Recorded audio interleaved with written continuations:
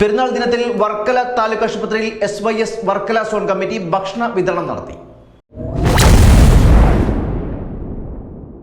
സമസ്ത കേരള സുന്നി യുവജന സംഘം SYS Varkala zone കമ്മിറ്റിയുടെ ആഭിമുഖ്യത്തിൽ സർക്കിൾ കമ്മിറ്റിയുടെ സഹകരണത്തോടെ വർക്കല താലൂക്ക് ആശുപത്രിയിലെ രോഗികൾക്കും കൂട്ടിരിപ്പുകാർക്കും വലിയ പെരുന്നാൾ ദിനത്തിൽ ഉച്ചഭക്ഷണം വിതരണം ചെയ്തു.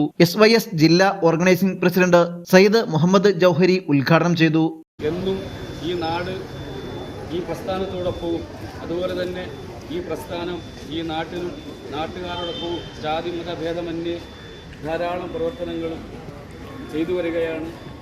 എല്ലാവരുടെയും സഹായങ്ങൾ തുടർന്നും ഈ സംഘടനയ്ക്കും ഈ കൂട്ടായ്മയ്ക്കും ഉണ്ടാകണമെന്ന് ഓർമ്മപ്പെടുത്തിക്കൊണ്ട് എൻ്റെ വാക്കുകൾക്ക് ഞാൻ വിരാമം കുറിക്കുന്നു. വാഹൻ അൽഹംദുലില്ലാഹി റബ്ബിൽ ആലമീൻ.